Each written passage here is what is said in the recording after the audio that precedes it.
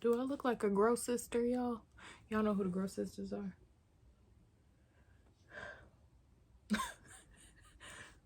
Wearing sunscreen as a black woman is a struggle. It is a struggle. It is a pure struggle. Anyway, before we get into this video, I want to say thank you for your patience while I have not been feeling the best. 2, I want to say shout out to 2 books, 1 reading vlog. Shout out to me. I'm proud of myself. 3, make sure you like, comment, and subscribe. It does a lot for my channel. It does a lot for my goals. And yeah, but let's get into it.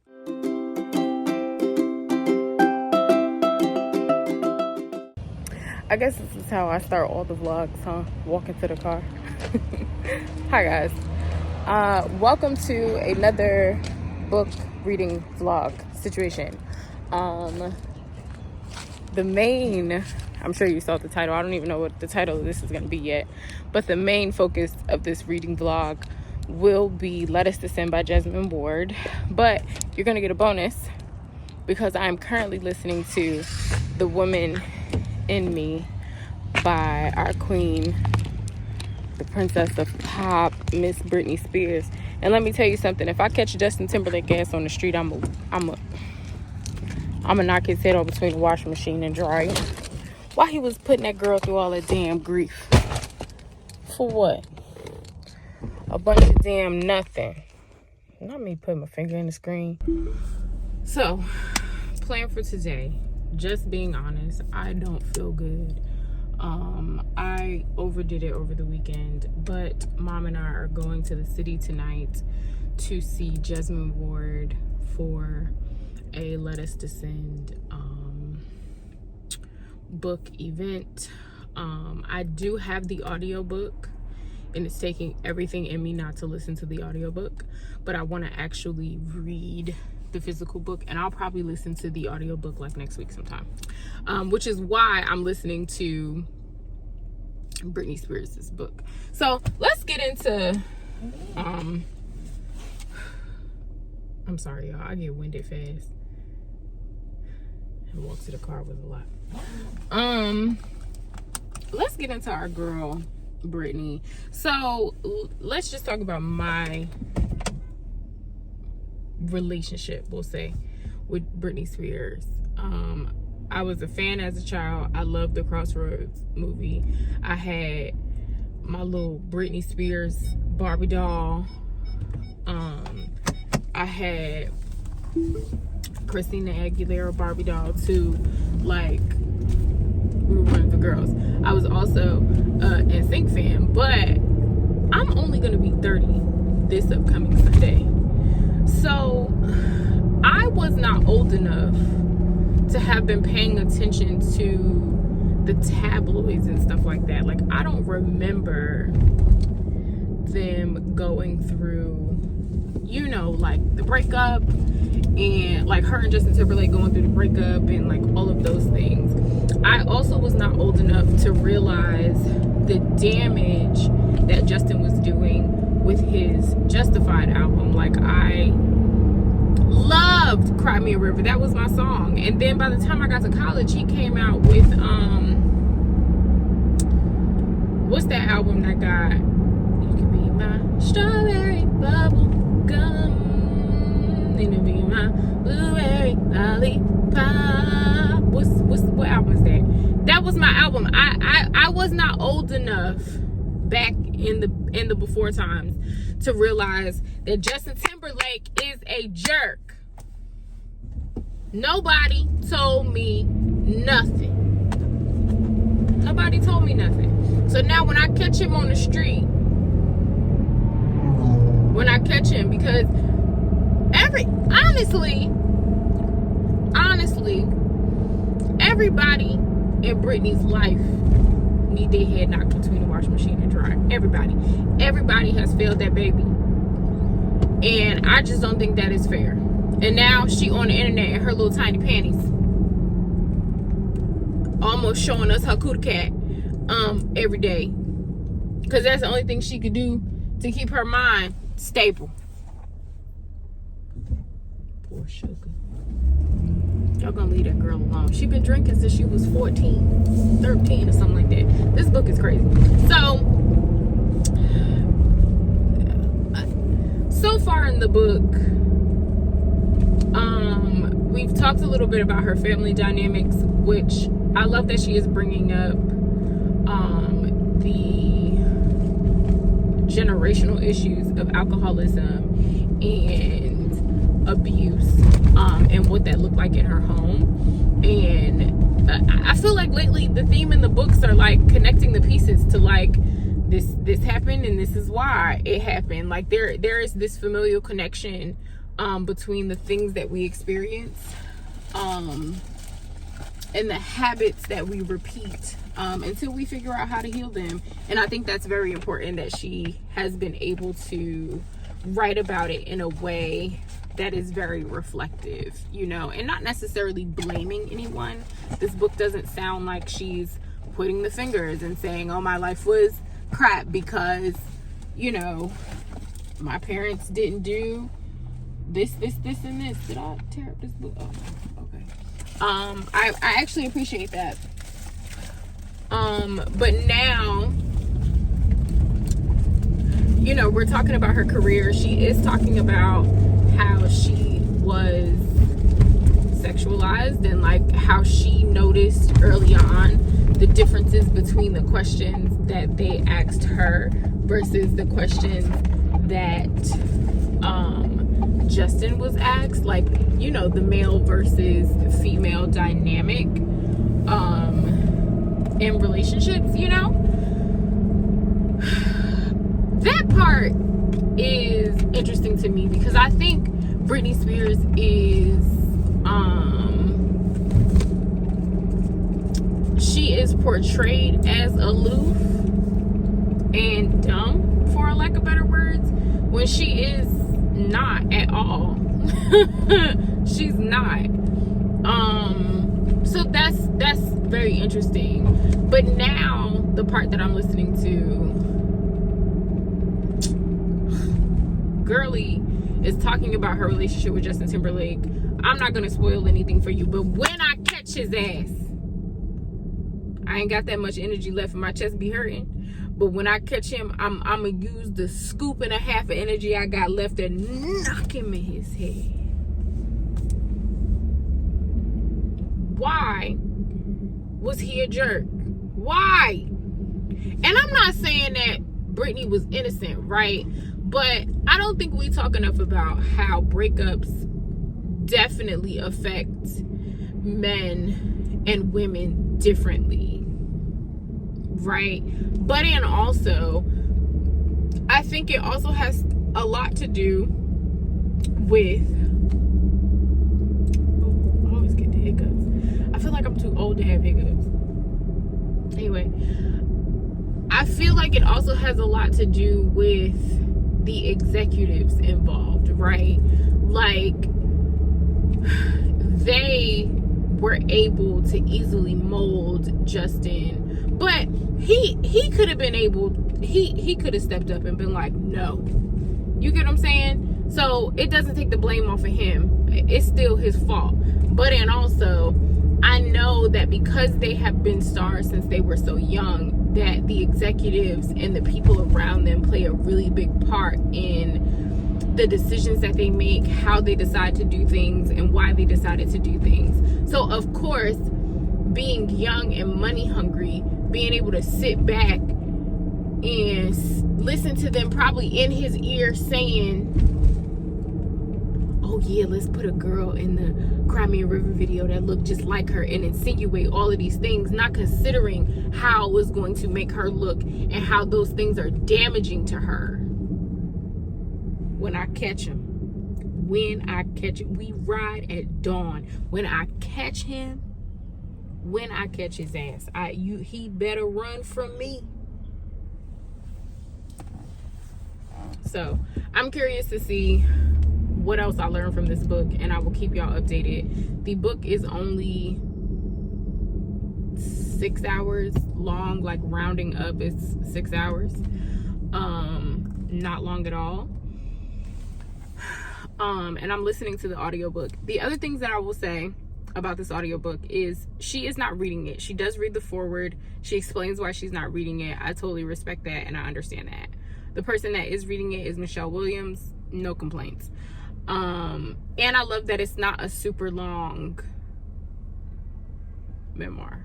I am really enjoying that part too. So I'm gonna go back to listen. The other book that y'all might hear about in this vlog, I'm not sure, is Women of the Post. I started reading this yesterday because I just needed something to read. I'm honestly just really excited about Jasmine Ward's book, and I know that I'm gonna get through it pretty quickly, but y'all might just get Brittany and Jesmyn together, of course with clips of the event in there as well. But if I put any more in that before the end of this vlog, I'll put a dent in that anymore, I'll let y'all know and update you as you go, because it is a reading vlog and I'm usually reading 3 books at a time. All right, let me go in the pharmacy because I'm probably gonna have to cut somebody out, because I gotta cut somebody out by my medicine every month. So let's see how this goes. And they've added a new medicine that I'm not excited to take. But we have to do what we have to do to get my health where it needs to be, so that I don't have to be doing these things for the rest of my life, and only for the time being. Yeah. Okay. I picked up some food. Everything went smoothly at the pharmacy. I did not have to cuss anybody, which is a great time for me. And never mind, I'm not gonna say that. Okay, Brittany update. She is now to the point of marrying Kevin Federline, which I briefly remember. I don't remember him trying to be a rapper. And she says he tried really hard, bless his heart. Baby girl, what? Okay, I did not know. I thought he was a dancer. But what? A few things.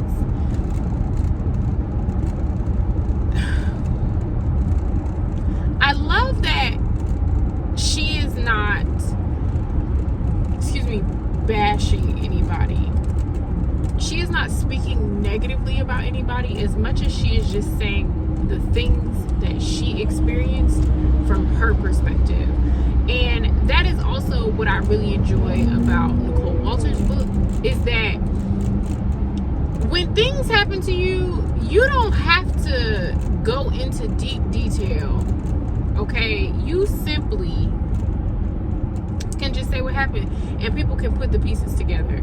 But that also is a tactic that liars use a lot of the time. But anyway, so I like that she's not bashing anybody. She's just telling what her experiences are, right? And from her perspective of trying to lead life while also as well being a celebrity. And this goes into my second point. I think a lot of you need to give people that you have put on a pedestal, or that are famous because they are really talented in certain areas of their life, more grace. Because, and I say this a lot about parasocial relationships, y'all know me, I don't know y'all. And even the things that you think you know about me are the things that I've decided to show you. Right? Everything else that you think in your head are conclusions that you've pieced together on your own. And I think that if we approach celebrities with just a little bit more grace, life would be easier for everybody. Because Brittany was simply trying to live her life. She was trying to go through things like marriage, having 2 babies back to back, going through a breakup, experiencing the loss of a child, doing all of those things that are difficult on their own. They are difficult for regular people. But she also has the added responsibility that fame has placed on her, which is not something that I think anybody can really prepare for. I don't think anybody can genuinely prepare for what it means to be famous, or you know, how people are going to view you, or how nasty people are towards people that they think, oh, I've placed you on this pedestal. I've made it in my mind that you are better than me. So that also means that you're not allowed to do normal people things because I've placed you here. When at the end of the day, you don't know these people personally. You don't know them personally.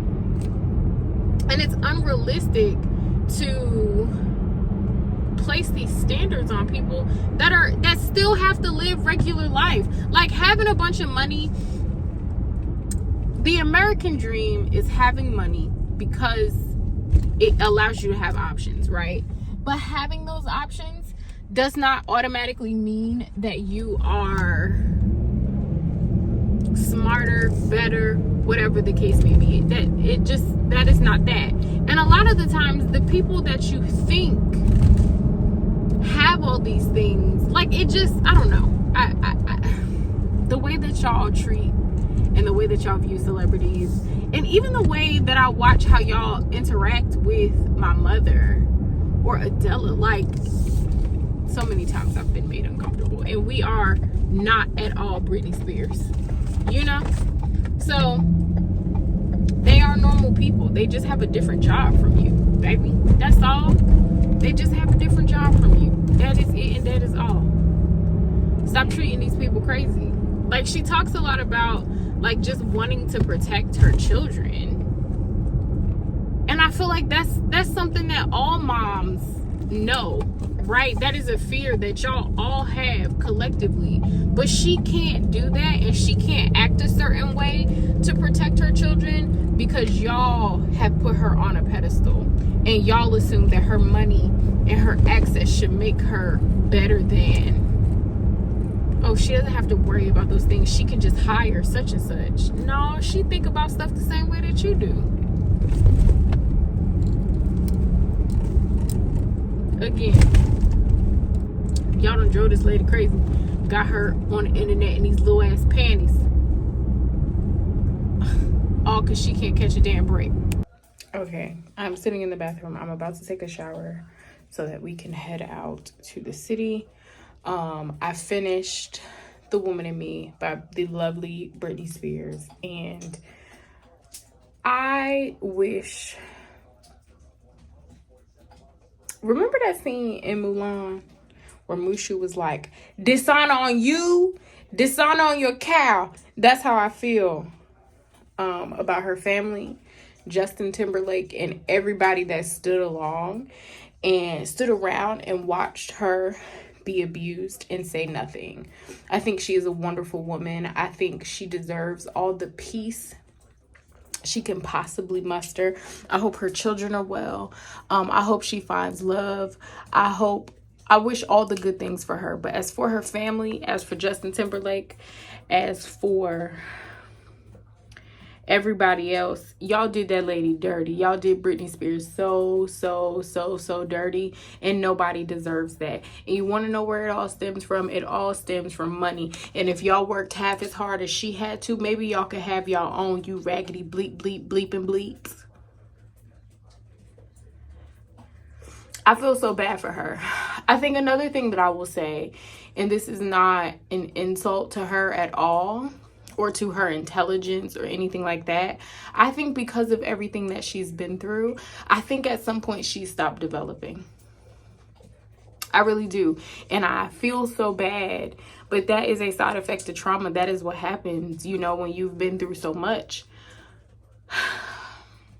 She deserves so much better. She truly does deserve so much better. She deserves so much better. She deserves so much better. Oh my God. She deserves so much better. But with that said, that's a total of 8 books so far for the month. Maybe 9. Maybe that makes 9. So yeah. I'm gonna jump in the shower. I think on the car ride over, Mom and I are going to start Jada Pinkett Smith's book. Maybe not. Maybe we'll just listen to some music on the way over. Because I like to listen to my books sped up. And by sped up, I mean like 1 point. You are a storyteller. And the truth is not in you. It don't be going that fast. It don't sound like that in my head. But when it be on just one, it sound like womp, womp, womp, womp, womp, womp, womp. Like they talking so slow. But I realized to make audiobooks enjoyable, I have to listen as fast as I read. And I don't think I read like at superhuman speed, but I at least listen to, at most my books, I listen to them at 1.5. At most. So maybe we won't listen to a book in the car, because we tried that the other day going to Rhinebeck, and I was like, I am falling asleep. Oh my goodness, God. So listening to books with my mother is not a thing that we do to bond. Not together. We can listen separately and reconvene. So yeah, we're not going to listen to Jada Pinkett Smith book in the car, because my mama going to be like, I don't know what she's saying. So we'll listen to music on our ride over. And then I'm probably going to sit up all night reading Let Us Descend. It took everything in me. You know how much restraint it took me not to listen to the audiobook today? And Jasmine Ward is reading the audiobook. You know how much restraint that took? I am so excited to see her. I don't even really have words to explain my excitement. But I think this is going to be the first time that she's like away from her babies since her husband passed. So I kind of want her to go home, you know, because grief is hard, and grief like to pop up at times like this when things are going good for you. And now you have to look around and her person is no longer here, right? But her baby still got to go to school, and life still got to go on, and she still got to work and all of that kind of stuff. So part of me, an empathetic person, wants to tell her to go home. The fan in me wants to climb up on that stage. All right, we in the car. We on the way. That's all I got to say. That kind of rhymes, I guess. It does. You're a poet and you don't know it. I would not like to be a poet. Do y'all know? Fun fact. Spoken word makes me very uncomfortable. Does it? Yes. I don't know why it makes me feel weird, but it does. I think it's because in college I dated someone that was very into spoken word, and every time we would like have a disagreement or something, he had to pull his poetry book out and tell me how he felt. Oh. Sorry, no thank you. It's not for me. And they all speak in that cadence that just makes me feel like they're lying. I don't know. I try not to judge people by the things that they like to do, but you never know. I also wanted to say another thing about the Britney Spears book before I forget. This is not the juicy tell-all book that you guys may be looking for, because I don't think that that's ever Britney Spears's personally intent, because she knows what it's like to be bashed publicly. And she speaks in the book about certain instances where people close to her were spoken very badly about, and she just did not understand like how that benefited her or anybody else. So go into that book knowing that it is her speaking her truth and telling stories that you may already know from the tabloid perspective, but you're now seeing it from her perspective. You knew your house was right there, 87 miles back. So keep that in mind, because I was talking to someone that's a part of the book club that I'm in, and she was just like, people are saying that it's not your typical memoir, and I'm like, what are y'all? Yeah, like, what's a typical memoir? I know that some memoirs can be very, I don't know, sometimes you do listen or read memoirs and they very much have a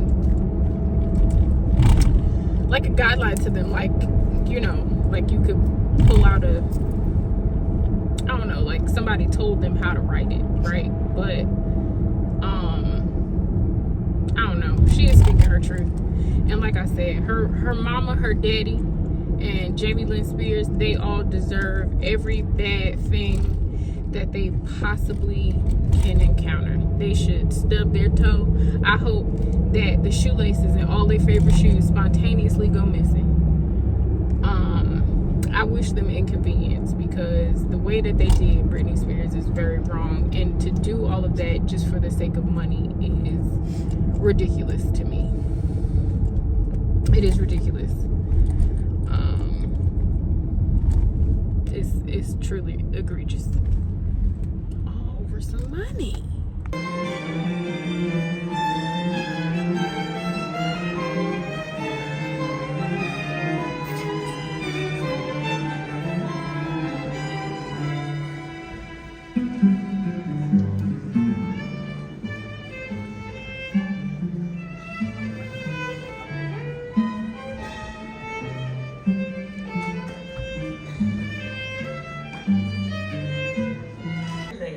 Finally closed.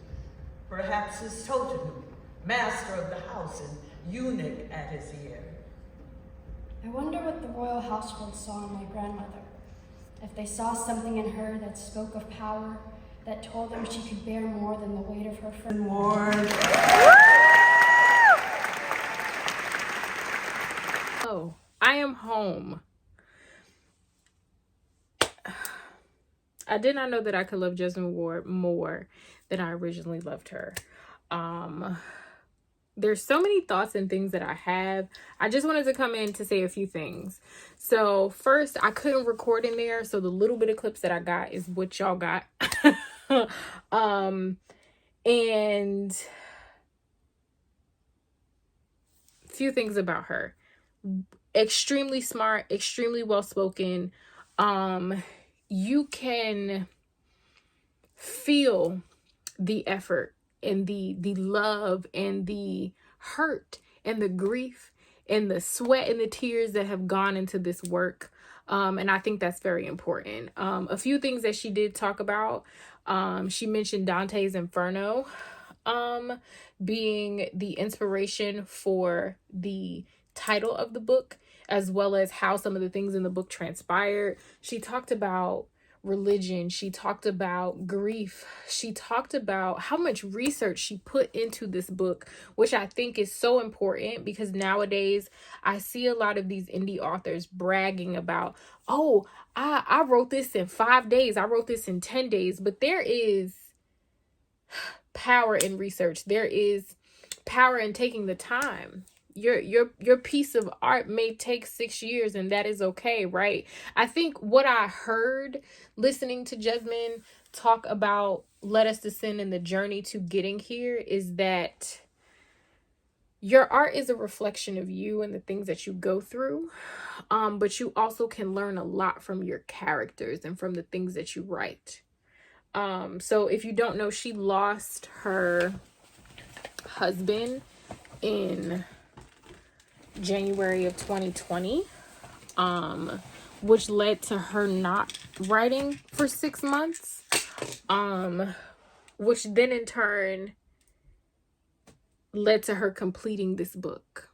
And I think that's very powerful. And I think that's something that should be talked about and should be sat with more. The reading was phenomenal. The orchestra, they were phenomenal. Everything about tonight was phenomenal. Mom, thank you so much for getting me tickets and for going with me. So today was a lot. I'm not going to sit up and read tonight because I am not feeling the best and I had to take my medicine late. So I'm actually going to get in the bed and rest tonight. And tomorrow we will start Let Us Descend. I will tell you already that the first chapter is phenomenal. I cannot wait to read it again for myself. But the book opens up with, the first weapon that I ever held was my mother's hand.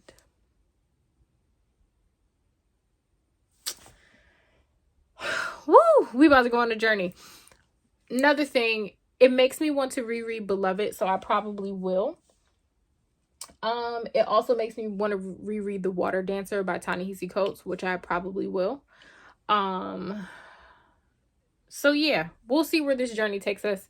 Like I said, I need to go eat, take the rest of my nighttime meds, and I will see y'all in the morning. Get ready to read. I promise I'm not gonna spend this entire vlog in the car. I'm taking mom to urgent care because her arm is bothering her, so we just want to make sure it's not broken or anything like that. And I've started reading the book. I have it in my bag. So yeah, that's the update. So I'm only 8 pages in, and I love this book already. Something that Jesmyn spoke about last night was that she was unsure about writing about slavery, right? She says she felt like people may be exhausted from reading this type of historical fiction. But she said she spoke with Ta-Nehisi Coates, and he said to her that there were millions of slaves, so there are millions of stories to tell. And the main character in this book, her name is Anise, and she is so freaking smart. Like, she is so smart, and she is so aware. So her father is her owner, who is referred to as sire in this book, and she is listening in on her half-sisters being tutored in this particular scene, and they are learning about bees, and you know that in a bee colony and a beehive there are different responsibilities, right? And how at one point bees were thought to have a king versus a queen. And so it says, Aristotle refers to the heads of the hives as kings, the tutor says, but scientists have found they are female, actually queens. In ancient Greece, Artemis's priests were known as king bees. Bees, too, were credited with giving the gift of prophecy to her brother Apollo. The tutor gives a dry laugh. This is blasphemous superstition. However, Aristotle's advice on those who labor and the fruits of that labor are sound. Leave a hive with too much honey, and a beekeeper encounters laziness, he says, his voice high and soft, nearly as soft as those of my unsure sisters. I know he is speaking about bees, but not. That he is using the bees in the old Greek to speak on all of us who labor. I know he's talking about my mother making biscuits and stews on the stove in the attached kitchen, but about Cleo and her daughter Safi and me, who tidy rooms, beat dust from rags, wipe their floors until they gleam like burnished acorns. The first thing that I thought was, of course they were smart too. I think with the history of slavery in the South, we often forget the possibility of them being smart as well, because they put such an emphasis on, oh, they weren't allowed to read, they weren't allowed to write. But these are people that survived. They had to be smart. So I love that Anise is smart. I love that she has fire to her already. Just 8 pages in the book. Gay got a sling. Her arm not broke, but she about to milk it. She about to milk it. She done took a picture that she gonna put on Instagram and tell the people that she... That Shelby hit me. No, I explained. Because it's Whip Wednesday and I don't have a whip. My arm. Just when she went to... It's like that time she went to the hospital. And she gonna post that picture in the hospital bed looking half dead. You could have seen all of my devices lighting up from space. the way that people was calling me, and I couldn't go in because COVID. And the people like, your mother looked like she died in that bed. What's wrong? I'm like, y'all, she faint. I don't. Everybody, calm down. So this is me saying her elbow just don't work right. She need to find a bone doctor. Because don't none of her bones work real good. So when y'all see the post, y'all gonna be super alarmed. Ain't nothing wrong with Gay. They did an x-ray. She's okay. And then she's struggling to get in the car, and I was like, oh, I guess I should have opened the door. You might have wanted to help me a little bit. That's all right, because she treat me the same way when I don't be feeling good. She be like, so you going to the store? I be in there, leaned over.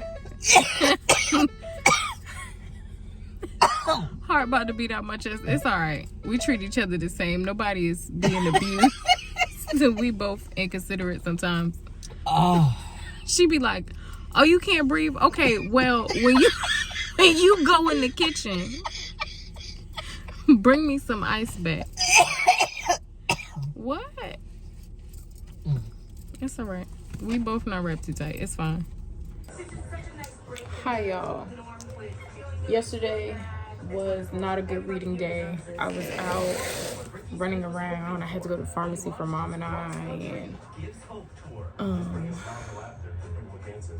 I only read up to page 50, which I will update you on in a second. But today, I'm not feeling the best.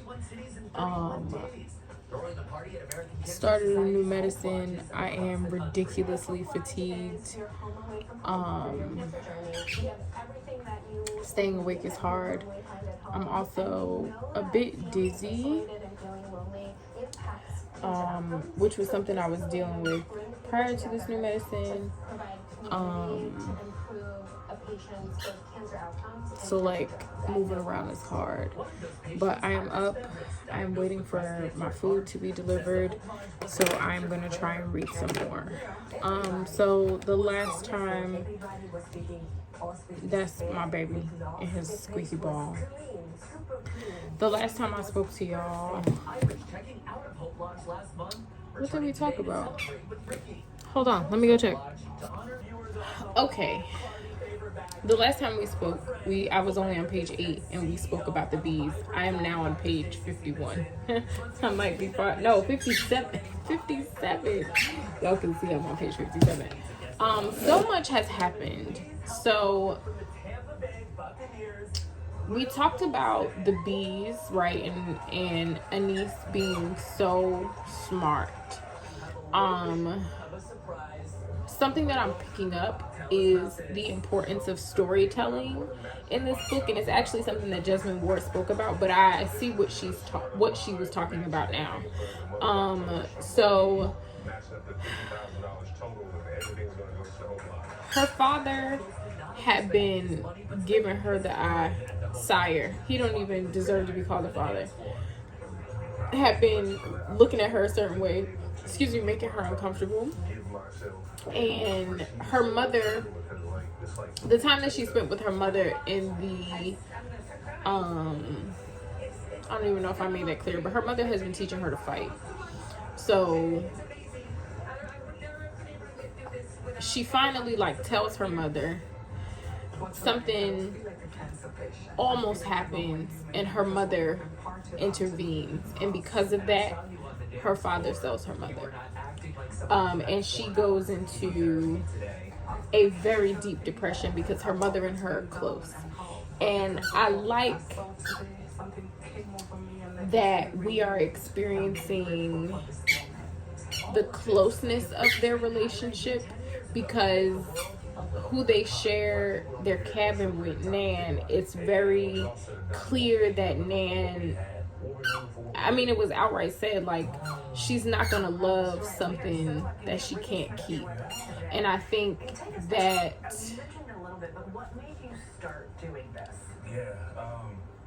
for Black women then and now, how do you love your children and prepare them for the world that they have to face, right? that they didn't necessarily ask to be in. Baby, could you not do this while I'm trying to record? I'm sorry, y'all. So through her depression, I'm not gonna say she falls in love, but she is able to consider the idea of love again, because of Safi. And Safi, you know, helps her clean herself up and is kind to her, and Safi starts sleeping in her cabin with her, and I think it really shows the importance of intimacy when you are going through grief, right? And in this particular way, it is romantic, but I think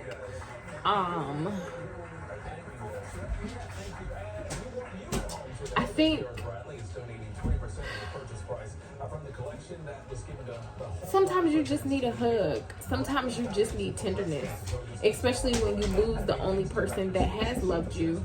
You need that again. So some things happen. I'm trying not to spoil everything for you, but some things happen that lead to her and Safi being sold. So now the part that I am on is her journey south, right? Her descent.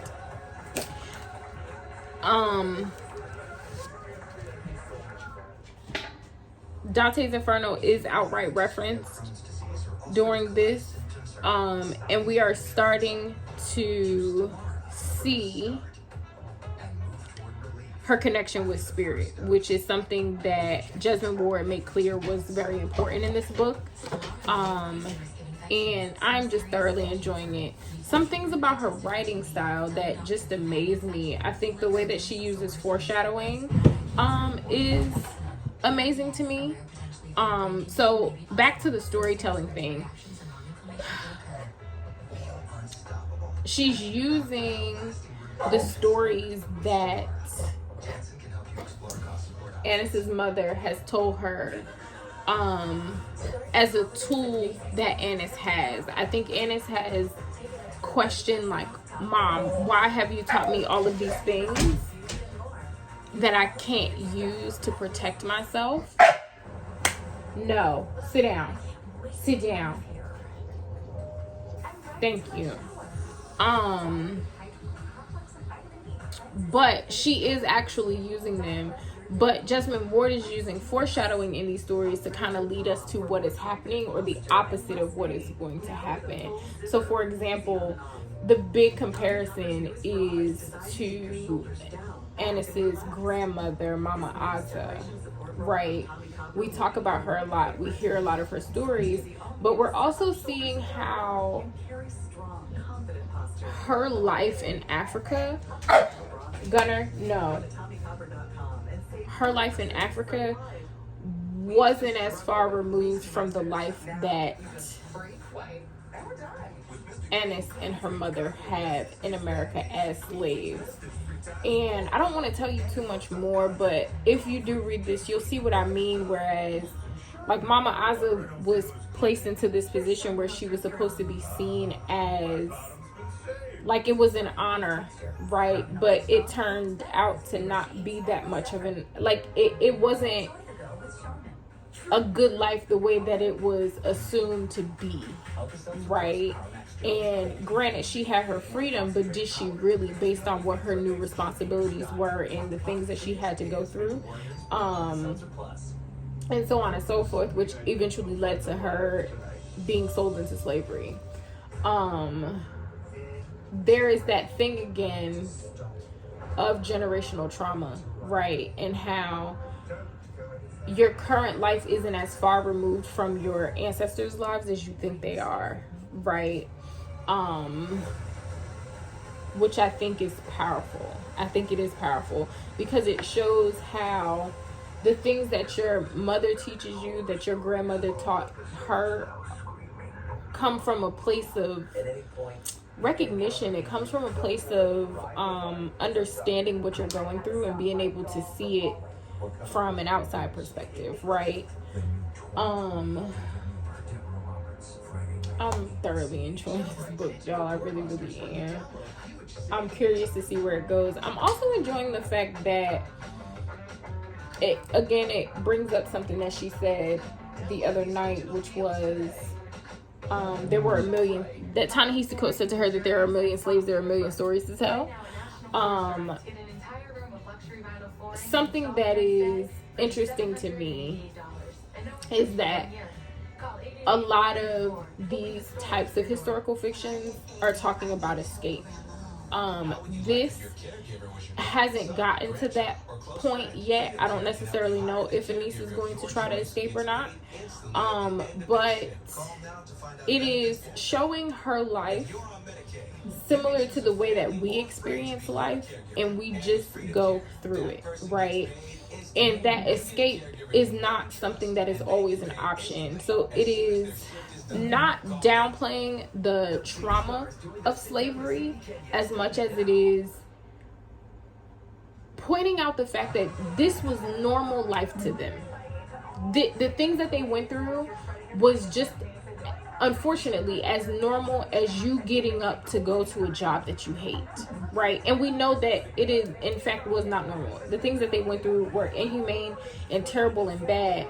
But from that perspective, it's just the way that Anise is handling situations, the way that she is continuing to get up and to push through her life is very much reminiscent of that question of like, oh, why is somebody staying in an abusive relationship? It is all they know.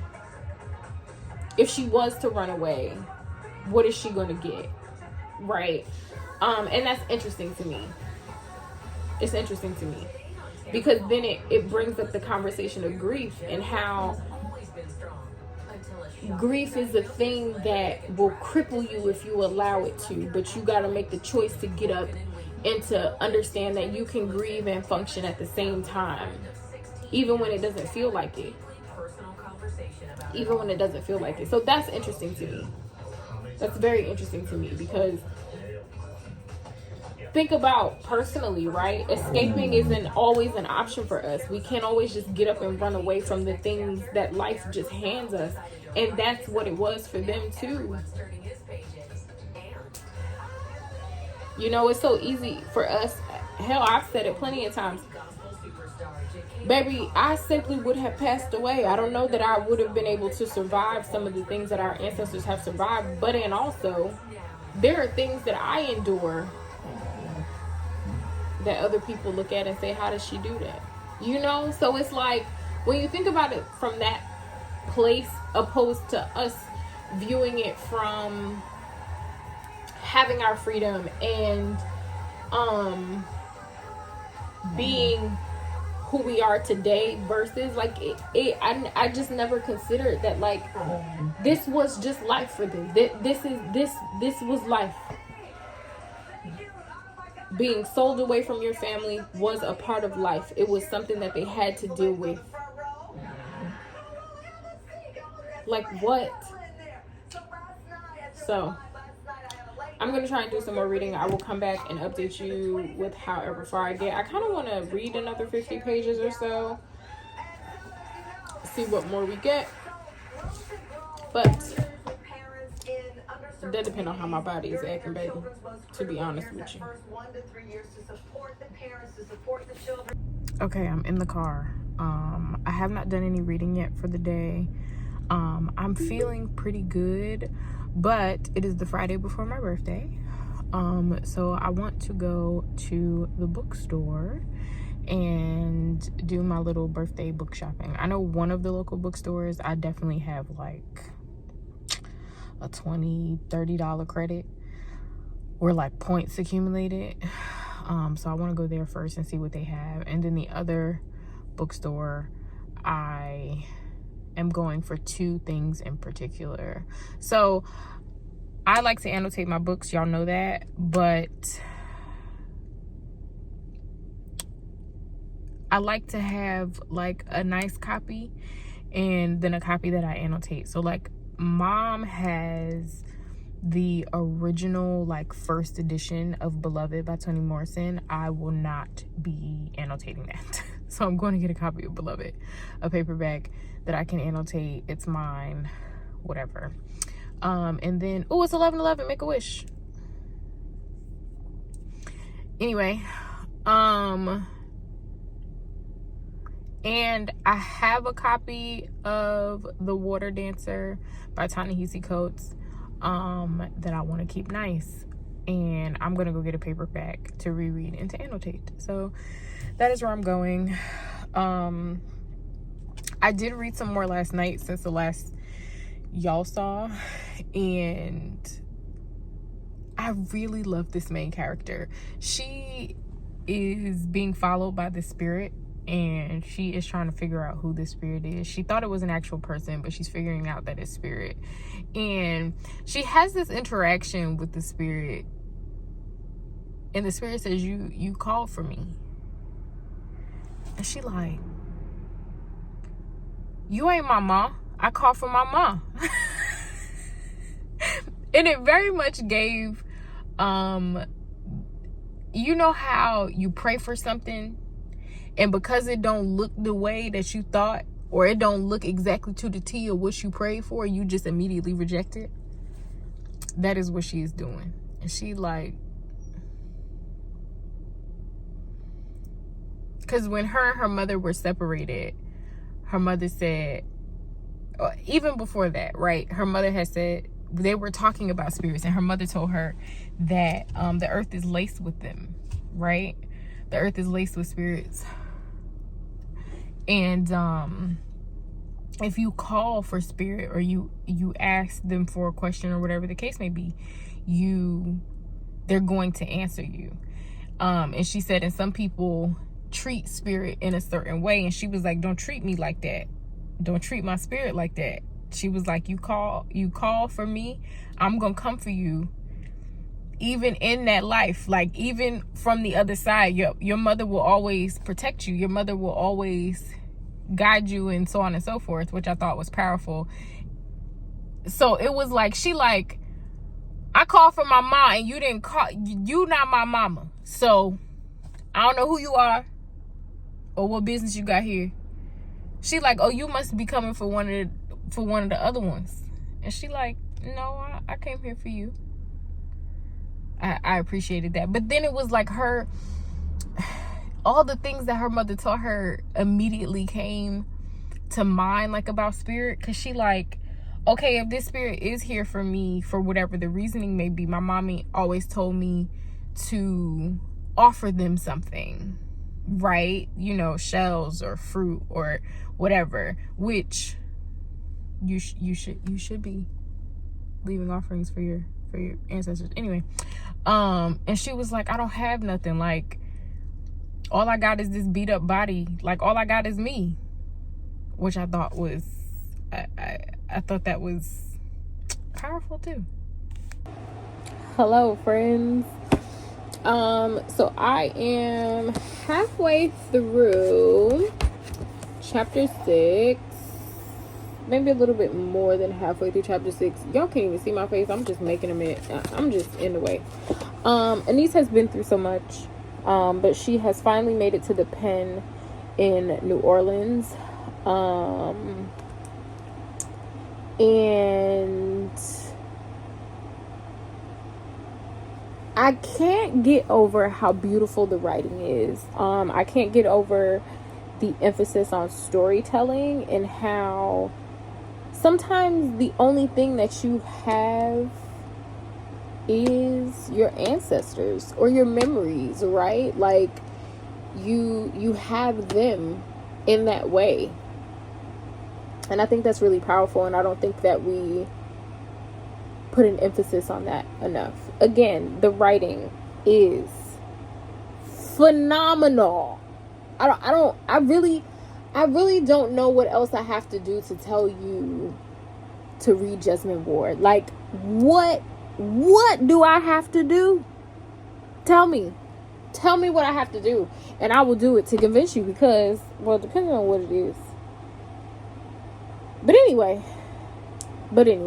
so some of my favorite things about this book so far is her description of spirit.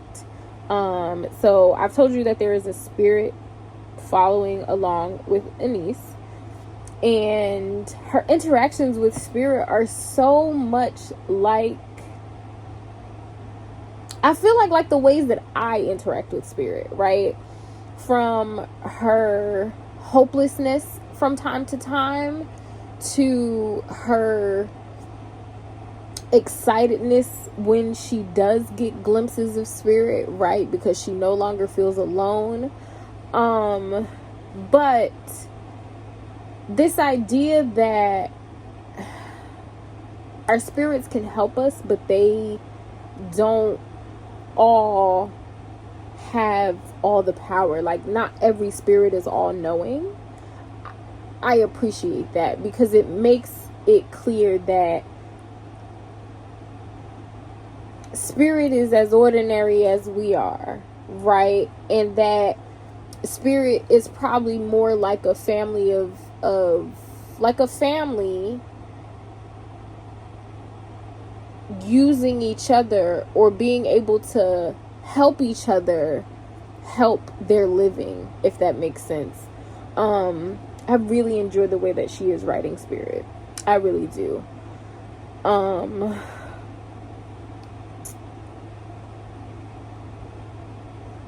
That's all I've got. I think I'll probably just finish the book and then do my full review at the end. And maybe I'll show you guys the books that I bought, because I bought a couple of books. I told y'all I got my own copy of Beloved, so that I don't mark up Mom's, and that I got another copy of The Water Dancer that I can annotate in. But I got 2 other books. I'll probably show y'all that before I do my review. Excuse me. But I'm really enjoying this book, y'all. Whew. I'm really enjoying it. So yeah, I'll see y'all when I'm finished.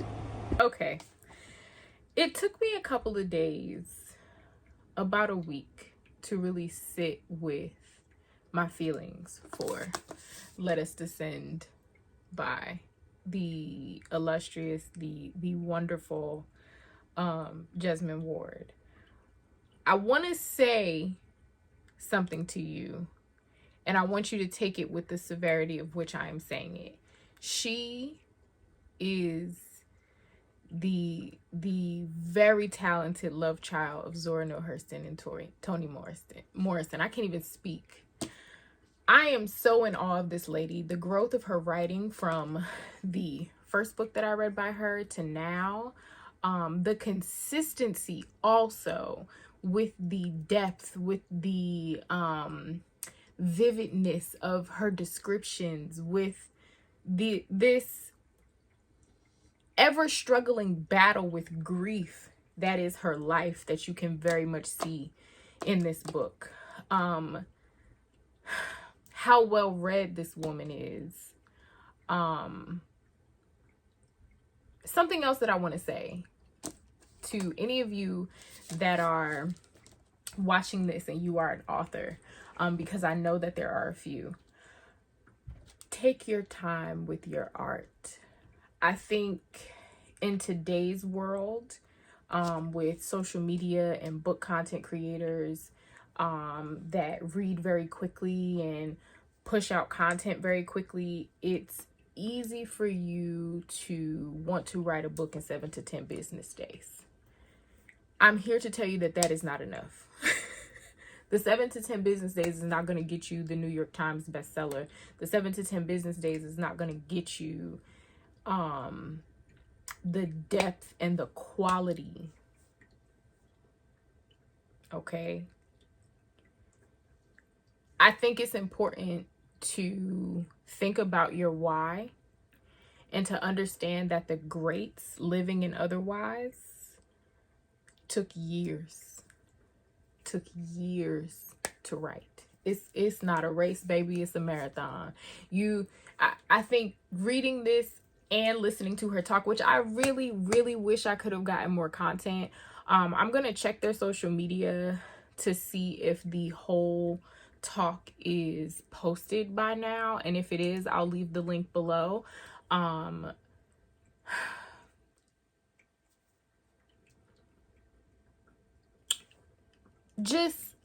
I want you to take your time. Those quick ones that you do, though, that's okay, right? But take your time, research, take the writing courses, speak to other authors, do the work, because last month I read in October I read some heavier books,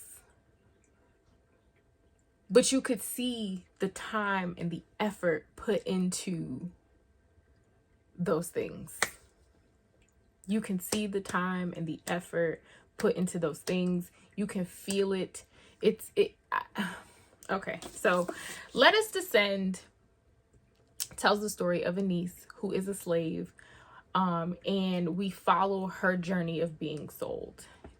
The way that this book starts is it puts a very big emphasis on the relationship that she has with her mother, and the things that her mother is trying to pass down to her in such hard circumstances, right? I'll try not to be repetitive because I talked about this in some parts of the further in the video, in previous clips. So throughout her journey, Anise is using those things that her mother has taught her, and the memories and the stories that her mother has taught her to survive. But she also is garnering, am I saying that word right? Why does it sound weird in my head? She's fostering a relationship with spirit, as she is going through this particular journey. Some of my favorite things about this book is the relationship with spirit, and I'll get to that in a second.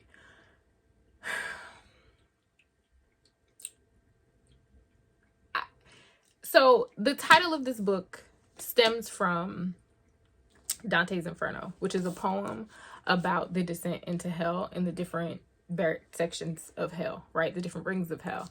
That is one of my favorite reads. I loved Dante's Inferno so much. And I loved writing about it even more when I was in college. It was like one of my favorite things to write about, because what is hell? How does hell affect us individually versus as just this place that we go? I love that it is quoted so much in this book because Anise is ascending into her own personal hell, right? And she has to use what she knows to get her through these situations. Now, the reason why my favorite thing about this book is the relationship with spirit is because little tiny fly is because it felt very much like I was reading about a modern day woman and a modern day woman's struggle with grief and depression, and this like very matter of fact doubting of spirit, right? And when I say spirit, I use that term loosely because spirit to you could be God. Spirit to you could be a little plushy Elmo that you got sitting on your nightstand. Spirit to you can be your ancestors or some embodiment of them. Spirit could be Oshun for you. It could be the Orisha. It could be Odin. It could be any of the other Norse gods. It could be a little statue of Santa Claus. Spirit is whatever it is you see fit, and I love that for you. But I feel like we all struggle with spirit, and I know for me personally, the matter of factness and the doubting of spirit made me feel so seen as a Black woman. It made me feel so seen. Like there were so many instances where I cried because I was like, I feel her. How am I supposed to trust you when all you put me through is hell from my understanding? From my understanding of you, you are almighty and you're supposed to do all of these things for me, and you don't. And I'm supposed to just trust you because you have the vision. But then it all works out in a way, right? And I think what this book depicts is how our relationship with spirit is it's a cohabitance. It's togetherness. It's not just aimlessly following. Spirit needs us just as much as we need them, right? Which then reminded me of American Gods by Neil Gaiman, right? The idea that if we stop worshiping them, they don't have power. The things that we devote our time to is where our energy goes, right? The other thing with spirit is how spirit showed up in a lot of different ways, how the water was spirit and how they were different. There's aspects of her talking to her spirit and the spirit explaining how the spiritual realm works that was so cool to me and kind of made me reconsider how I think about my ancestors and how I think about God and that sort of thing. Like they coexist much how we on earth coexist. Like that was it just was something that I never thought about. Like there was one instance where she was asking her spirit, like, why can't you do this for me? And her spirit was like, I don't have that power. I don't have that ability, but I can go to those that see, right? The spirits that see, and I can trade a bit of my power, and get information that way. Like that was very fascinating to me. To know all that Jasmine Ward has been through, right, with grief, and to read this book is to see the evolution of a woman, right? Yes, this book is about different times, but again, we are as far removed from our ancestors as we believe we are, and the things that we go through and the things that we feel and how we navigate those things. I'm in awe of this book. I want to read it again. I am going to wait. I'm going to wait. But I want to read it again. I want to sit with it again and just take it in. Because now I know. So now I know to look for different things. 5-star read. One of my favorite reads of this year. Excuse me. I think if you haven't read Dante's Inferno, you should. I think you should. If you have not read any of her other work, I think you should. I think you should do that expeditiously. It was just so good. And it took me a while to pick another book up after, because I just was so in awe. It also made me want to read, which I think I talked about in some previous clips. It makes me want to read Beloved again. I have not read Beloved since I was maybe about 14 or 15. It's been a long time. I'm curious to see how I take that in now as an adult. And it makes me want to read The Water Dancer by Ta-Nehisi Coates, which, if you guys know, that's one of my favorite books. But it makes me want to revisit those again. It also, here I go looking for stuff I probably ain't gonna find at the tips of my fingers the way that I want to. It also reminded me a lot of this book. I'll put a picture on the screen. We Are a Haunting by Tyreek White. With the way that it talks about spirit and navigating spirit, it very much puts me in the mind of that book, which was also very good. I love this lady. Jasmine Ward, if you are watching this, you almost made me think that I want to write. I know that I don't. I know that I don't want to write in an open space. I don't want to write for public consumption. But you almost made me sit down and write. Thank you. Thank you. I say often, I must know what it's like to be God's favorite, because not only do I get to be alive to see Beyonce, but also as well Jasmine Ward. My God, what did I do to deserve? What did I do to deserve? What did I do to be able to live in the realm and get to watch the greats? Child boo, blessed and highly favored. Is. All right, y'all. With all of that said, I'm gonna head out. I hope you enjoyed this video. Please like, comment, subscribe, and share with a friend. Let me know in the comments if you will be reading this.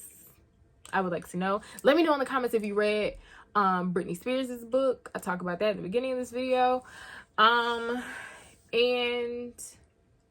that's all. If nobody has told you today, I love you. You are kind. You are smart. You are important. If to nobody else, to me.